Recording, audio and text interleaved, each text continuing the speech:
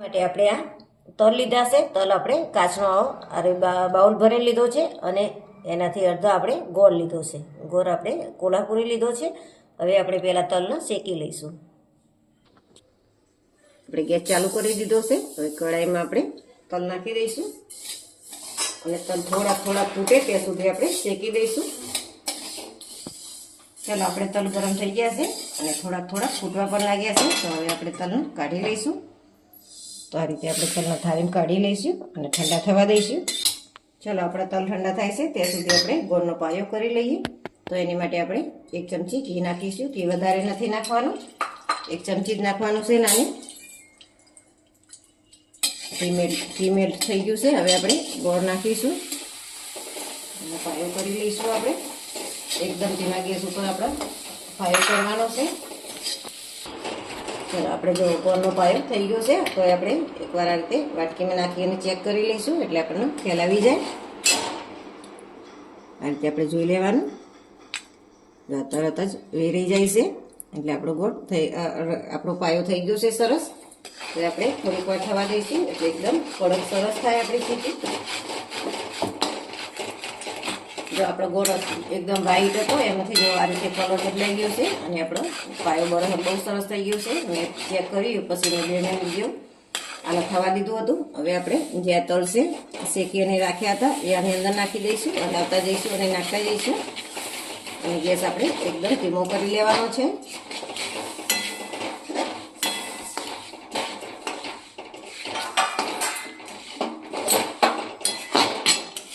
સારું એવું બધી વસ્તુ આપણે મિક્સ કરી લઈશું.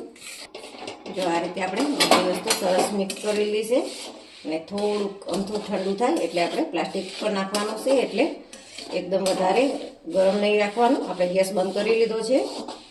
જો હવે થોડુંક ઠીક થવા માંડ્યું છે અને થોડુંક એવું ઠંડુ પણ થયું છે. તો હવે આ રીતે આપણે પ્લાસ્ટિક લીધું છે. પ્લાસ્ટિક ઉપર આપણે પહેલાં થોડુંક તેલ લગાવી દઈશું. પ્લાસ્ટિક મેં જાડું લીધું છે. જે ખાંડની કોથળી આવે એવી જાડી કોથળી આપણે લેવાની છે. જો પાતળી કોથળી લેશો તો આ એકદમ ગરમ વસ્તુ હોય છે તો એ કોથળી ચડી જશે અને બળી જશે તો એનો પ્લાસ્ટિક આપણે ચીકીની અંદર આવી જશે. એટલે આપણે આ રીતે જાડું પ્લાસ્ટિક લેવાનું છે અને આ રીતે તેલથી બધું ગ્રીસ કરી લઈશું. આપણે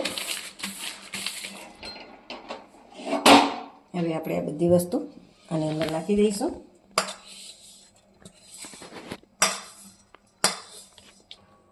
આ રીતે આપણે થોડુંક પાણીવાર વાત કરી અને બધી વસ્તુ થોડી સેટ કરી લઈશું. હવે આ રીતે આપણે પ્લાસ્ટિક વારી દેવાનું છે અને આ રીતે ફેલાવી દેવાનું છે. આ રીતે આપણે આથી જેટલું દબાણું એટલું દબાવી અને છૂટું પાડી દીધું છે. હવે આપણે આ રીતે વેણું તેલવાળું કરી અને આપણે જેટલી પતલી થાય એટલી આપણે વણી લેવાની છે ચીકીને. જો આ રીતે શેપ આપતી જઈશે અને વળતી જઈશે અને સરસ આપણી ચીકી એકદમ પતલી સરસ થઈ છે. હવે આપણે આના ગરમ છે ત્યાં સુધી જ આપણે કાપા કરી લઈશું. કાપા આપણે ઠેડુથી ના આડે તો પણ ચાલશે, પણ આ રીતે થોડાક આ કાપી દેવાના. ગરમ હોય ત્યારે જ. જો ઠંડો થઈ જશે તો પછી તમે આ રીતે કાપા નહીં પાડી શકો. એટલે આ રીતે તમારે જે શેપમાં રાખવું હોય એ પ્રમાણે કાપા પાડી લેવાના. આ રીતે આપણે કાપા પાડી લીધા છે. હવે આપણે આને અડધી કલાક જેવું ઠરવા દઈશું, પછી આપણે આને કાઢીશું. ચીકી સરસ સુકાઈ ગઈ છે અને જો હાથે ચોટતી પણ બિલકુલ નથી અને તરત છૂટી પણ પડી ગઈ છે. તો હવે આપણે આના જે કાપા પાડ્યા હતા ત્યાંથી આપણે આ રીતે કાઢી લઈશું. આપણે સાઈડમાંથી પહેલાં બધી કાઢી લઈશું અને પછી આપણે ચોરસ પીસ સરસ કાઢી લઈશું. આ રીતે કરીએ એટલે જો તરત જ બધા પીસ છૂટા પડી જાય છે. જો થોડાક જ કાપ્યા મૂક્યા હતા તો પણ બધા છૂટા પડી જાય છે. એટલે કે આપણી ચીકી એકદમ કડક અને ક્રિસ્પી બહુ સરસ બની છે અને હાથે પણ બિલકુલ ચોટતી નથી.